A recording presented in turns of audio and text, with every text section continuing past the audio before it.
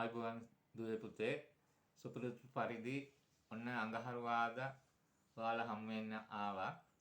අද අපි සාකච්ඡා කරන්නේ 2016 O level ගණිත ප්‍රශ්න පත්‍රයේ 17 වෙනි ප්‍රශ්නයයි. එතකොට 17 වෙනි ප්‍රශ්නය ගැන කතා කරනකොට ඒක සකස් වෙලා තියෙන ප්‍රශ්නය සමාන්තර ආශ්‍රවල ලක්ෂණ. සමාන්තර ආශ්‍ර පෙන්වන ලක්ෂණ සම්බන්ධයෙන් තමයි ඒ ගැටලුව නිර්මාණය වෙලා තියෙන්නේ.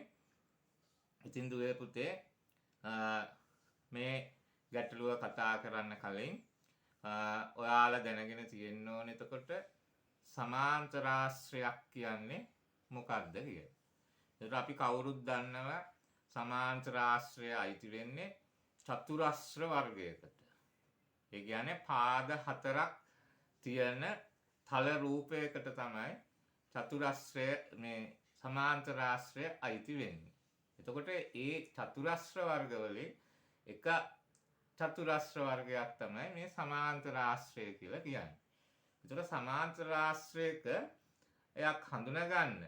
අපි සමාන්තර ආශ්‍රයක් කියන්නේ මොකක්ද කියලා අහුවොත් අපි කියන්න ඕන සම්මුඛ පාද යුගල දෙකම සම්මුඛ පාද යුගල දෙකම සමාන්තර වෙච්ච චතුරස්‍රයකට තමයි සමාන්තර ආශ්‍රයක් කියලා කියන්නේ. ඒ කියන්නේ සම්මුඛ පාද යුගලය කියන්නේ මූණට මූණ දාලා තියෙන පාද දෙක සමාන්තර වෙන්න ඕන. දැන් මම ඒක රූපකින් ඇඳුත් දුවේ පුතේ මෙන්න මෙහෙම ගන්න පුළුවන්. දැන් මේ තියෙන්නේ චතුරස්‍රයක්, මේ තියෙන්නේ චතුරස්‍රයක්. මේ චතුරස්‍රේ සම්මුඛ පාද විදිහට අපි සලකන්නේ මෙන්න මේ පාදයයි මේ පාදය. මම මේක නම් කරොත් ඉංග්‍රීසි අකුරු වලින් A B C D කියලා. එතකොට A B කියන පාදය D C කියන පාදයට සම්මුඛ පාදයක්. එතකොට ඔන්න ඔය සම්මුඛ පාද සමාන්තර වෙනවා සමාන්තර ආශ්‍රයක. තව සම්මුඛ පාද යුගලයක් තියෙනවා AD කියන පාදයයි BC කියන පාදයයි. ඔය දෙකත් එකිනෙකට සමාන්තර වෙනවා සමාන්තර ආශ්‍රයක් නම්. එහෙනම් අපිට සමාන්තර ආශ්‍රයක් කියන්නේ මොකක්ද කියලා අහුවොත් කියන්න වෙන්නේ සම්මුඛ පාද යුගලයම සමාන්තර වෙච්ච චතුරස්‍රයකට තමයි සමාන්තර ආශ්‍රයක් කියලා කියන්නේ. ඒතකොට මෙන්න මේ සමාන්තර ආශ්‍රයක ඔය අර්ථ දැක්වීමනේ. දැන් ඔන්න ඔය සමාන්තර ආශ්‍රය තුල තියෙන ලක්ෂණ දැන් ඊට පස්සේ අපි දැනගෙන තියෙන්න ඕන. ඒ හා සම්බන්ධව තමයි එතකොට මේ ප්‍රශ්නයත් ලකුණු වෙලා තියෙන්නේ. එතකොට දැන් ඔන්න ඔය සමාන්තර ආශ්‍රයේ සම්මුඛ පාද යුගල සමාන වෙනවා. සම්මුඛ පාද සමාන වෙන එක සමාන්තර ආශ්‍රයක ලක්ෂණයක්. ඒ කිව්වේ AB කියන පාදයට සමාන වෙනවා DC කියන පාදයට. මොකද්ද එතකොට සමාන වෙන්නේ? සම්මුඛ පාද සමාන වෙනවයි කියලා කියන්න පුළුවන්. එතකොට සමාන්තර ආශ්‍රයක AB පාදයට DC පාදය සමානයි කියන එක තමයි ඒකෙන් අදහස් වෙන්නේ. එතකොට ඊළඟ සම්මුඛ පාද යුගලයක් ඒ වගේම සමාන වෙනවා. AD කියන පාදයට සමාන වෙනවා BC කියන පාදය. ඕක තමයි පළවෙනි ලක්ෂණය. මොකක්ද ඔය ලක්ෂණයෙන් කියවෙන්නේ? සම්මුඛ පාද සමානයි කියන එකයි.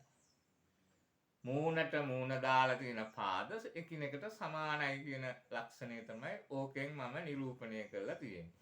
ඊට පස්සේ දෙවෙනි ලක්ෂණය තමයි මෙන්න මේ සම්මුඛ කෝණ. සම්මුඛ කෝණ කියන්නේ මේ අභ්‍යන්තරයේ තියෙන කෝණ. මූණට මූණ දාලා තියෙන අභ්‍යන්තරයේ තියෙන සම්මුඛ කෝණ සමානයි. ඒ කියන්නේ මෙන්න මේ කෝණයට මෙන්න මේ කෝණය සමානයි. ඒ වගේම මෙන්න මේ කෝණයට මේ කෝණය සමානයි.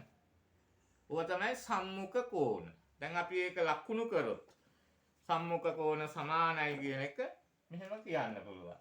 DAB කෝණයට සමාන වෙනවා DCB කෝණය. DCB කෝණය. ඊට පස්සේ තව ලියන්න පුළුවන් අපිට ඊළඟ සම්මුඛ කෝණය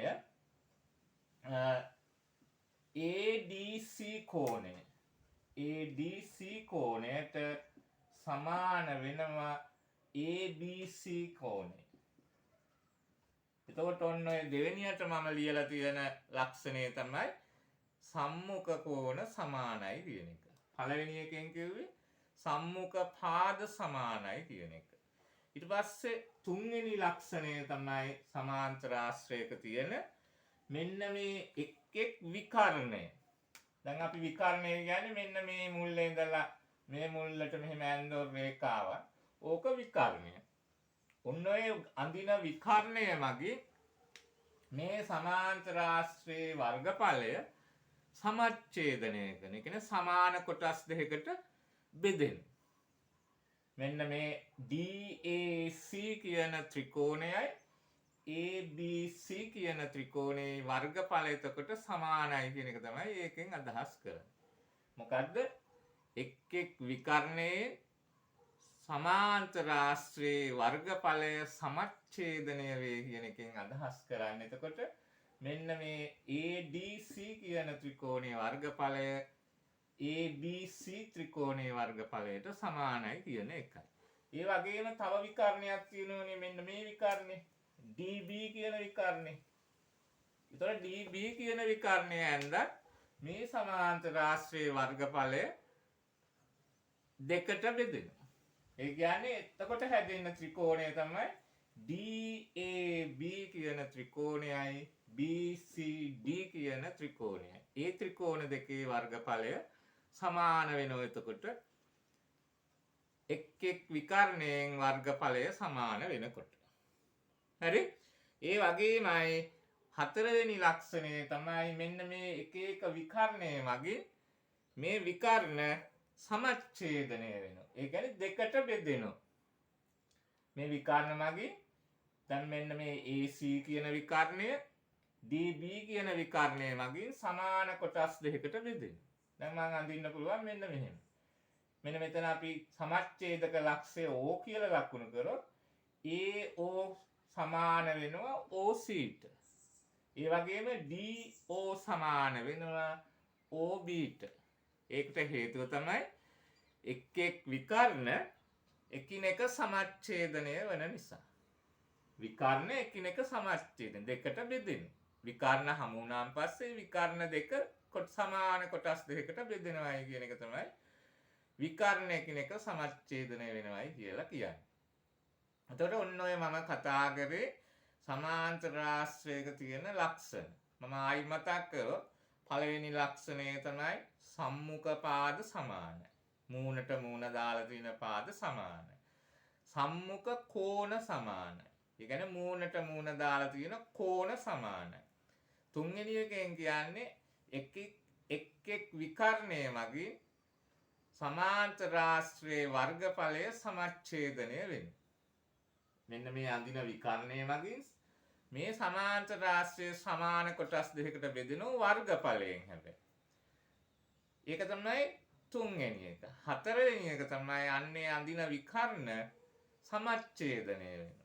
එක විකර්ණයක් හමු වුණාම අනිත් විකර්ණයට සමාන කොටස් දෙකකට බෙදෙනවා.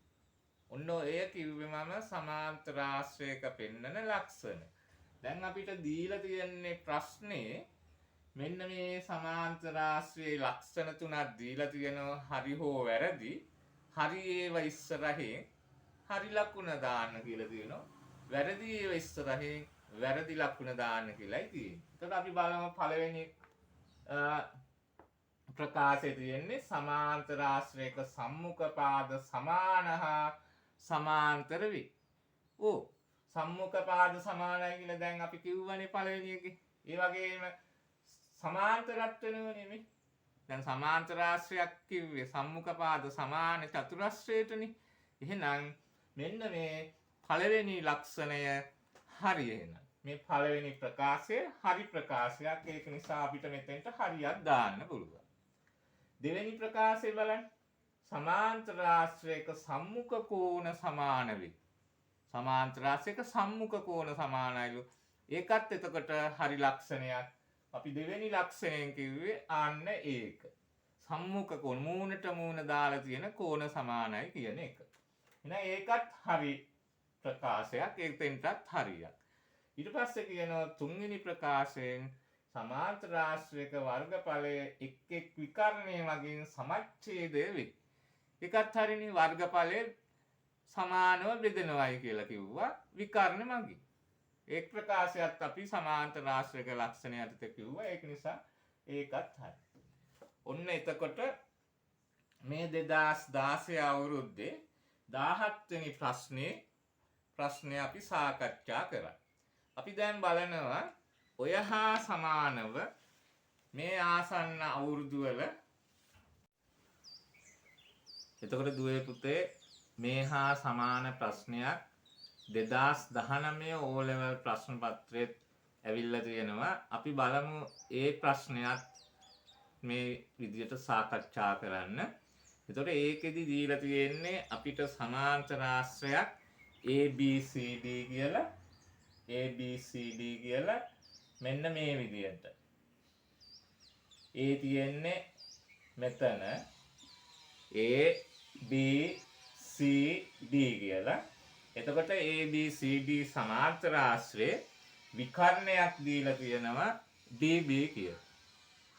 එතකොට අපිට මෙන්න මේ සමාන්තර ආශ්‍රය ඇසුරෙන් ප්‍රකාශ දෙකක් දීලා තියෙනවා. ඒ ප්‍රකාශ දෙක හරිනම් හරි දාන්න කියලා තියෙනවා. වැරදි නම් වැරදි දාන්න කියලා තියෙනවා. එතකොට අපිට පළවෙනි ප්‍රකාශය තමයි ABD ත්‍රිකෝණය. ABD ත්‍රිකෝණේ වර්ගඵලය ABD ත්‍රිකෝණයේ වර්ගඵලය භාගයයි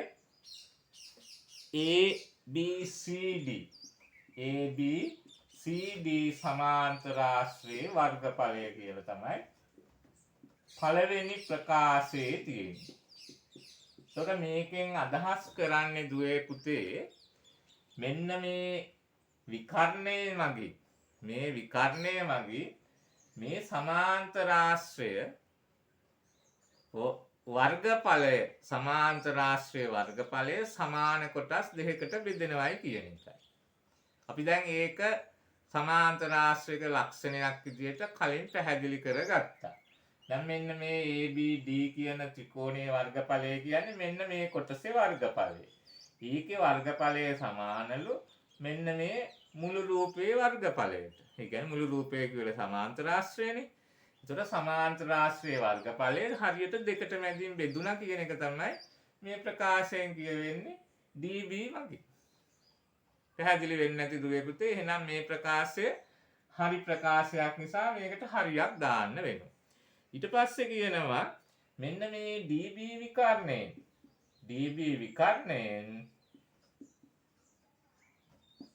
ADC කෝණය මෙන්න මේ ADC කෝණය සමච්ඡේද කරනවලු. සමච්ඡේද. ඒ කියන්නේ මෙන්න මේ විකර්ණය ඇඳපු නිසා DB විකර්ණය ඇඳපු නිසා ADC කියන කෝණය සමාන කෝණ දෙකකට බෙදිලා ගියා කියලා. නැත්නම් ADB කියන කෝණයයි CDB කියන කෝණයයි සමානයි කියන එක තමයි මේ ප්‍රකාශයෙන් කියවෙන්නේ. එතකොට එහෙම සමාන වෙන්න නම් දුවේ පුතේ මෙන්න මේ DB කියන විකර්ණය සමමිතික අක්ෂයක් වෙන්න ඕන මේ සමාන්තර ආශ්‍රය. සම්මිතික අක්ෂයක් කියලා කියන්නේ ඒ අක්ෂය මගින් තල රූපයේ කොටස් දෙකකට වෙන් වුණාට පස්සේ එක රූපයක් අනිත් රූපයෙන් සම්පූර්ණයෙන්ම වැහෙන්න ඕන. සමපාත වෙන්න ඕන. ඒ කියන්නේ ADB කියන ත්‍රිකෝණය සමපාත වෙන්න ඕන BDC ත්‍රිකෝණයෙන්. එහෙම වෙන්නේ නැහැ කොයි වෙලාවකවත් සමාන්තර ආශ්‍රයකට ඒ විදියට සමමිතික අක්ෂ එකක්වත් නැහැ. සමාන්තර ආශ්‍රයයකට සමමිතික අක්ෂ එකක්වත් නැහැ කියලා තමයි ගණිතයේදී සොයාගෙන තියෙන්නේ. ඒක නිසා මේක සමමිතික අක්ෂයක් වෙන්නේ නැහැ. ඒ මොකද සමාන්තර ආශ්‍රයක සම්මිතික අක්ෂ එකක්වත් නැති නිසා. හරි? ඒක නිසා මේ කෝණයට මේ කෝණය සමාන වෙන්නේ නැහැ. මම ඒක තවදුරටත් තහවුරු කරන්න ඔයාලට උදාහරණයක් දීලා පෙන්නන්න. එතකොට අපි දන්නවා සමාන්තර ආශ්‍රයක සම්මුඛ පාද සමාන්තර නිසා අපිට මෙහෙම මාක් කරන්න පුළුවන් මේකේ පාද කෙනෙකුට සමාන්තරයි කියලා. මෙතන කෝණීය අංශක 80යි කියලා හිතන්න. මෙන්න මෙතන කෝණය 70යි කියලා හිතන්න. එතකොට දැන් මෙන්න මේ ADB කියන ත්‍රිකෝණේ කෝණ තුනේ එකතුව 180ක් වෙන්න ඕන නිසා මේ දෙකේ එකතුව 150ක් වෙන නිසා මෙන්න මේ කෝණීය අංශක 30ක් වෙන්න ඕන. එතකොට තමයි මෙන්න මේ ADB කියන ත්‍රිකෝණේ අභ්‍යන්තර කෝණවල එකතුව 180ක් වෙන්නේ. එතකොට මේක අංශක 30ක් වෙනකොට මේ DC පාදයයි AB පාදයයි සමාන්තර නිසා ඒ සමාන්තර රේඛා දෙක DB මගින් කැපිලා යන නිසා ඒක තීර්යක් රේඛාවක් නිසා ඒකාන්තර කෝණ සමානයි කියන එකට අනුව මේක 30 වෙනකොට මෙන්න මෙතන 30ක් බවට පත් වෙනවා. ඒ කියන්නේ CDB කියන ත්‍රිකෝණය සමාන වෙනවා DBA කියන කෝණයට. CDB කියන කෝණය සමාන වෙනවා DBA කියන කෝණයට. ඒකාන්තර කෝණ අනුව. එහෙනම් දැන් අපිට පැහැදිලිව පේනවා මේ DB කියන විකර්ණයට හැකියාව නැහැ මේ කෝණේ දෙකට මැදින් බෙදිලා යන්න. අර 70යි 30යි කියලායි ඇවිල්ලා තියෙන්නේ. ඒ කියන්නේ සමාන වෙන්නේ නැහැ කොයි වෙලාවකවත්. ඒ මොකෝ මේක සමච්ඡේද මේක සමමිතික අක්ෂයක් නොවන නිසා. සමාන්තර ආශ්‍රයක සමමිතික අක්ෂ නැති නිසා සමමිතික අක්ෂ බිඳුවක් නිසා මේ ප්‍රකාශය වැරදි ප්‍රකාශයක් විදිහටයි ගන්න වෙන්නේ. එහෙනම් දුවේ පුතේ ඔයාලා මේ වීඩියෝ නරඹලා මට සත්‍යයක් වෙන්න මේ මගේ channel එකට subscribe කරන්න, ඒ වගේම share කරන්න, comments කරන්න. එතකොට තව මීට වඩා ගුණාත්මක වීඩියෝවන් ඔයාලට නරඹන්න හැකියාව ලැබේවි. එහෙනම් ලබන අඟහරුවාදා විද්‍යා ප්‍රශ්නයකින් මුණ ගැහෙනකන් අදට නතර කරනවා. ආයුබෝවන්.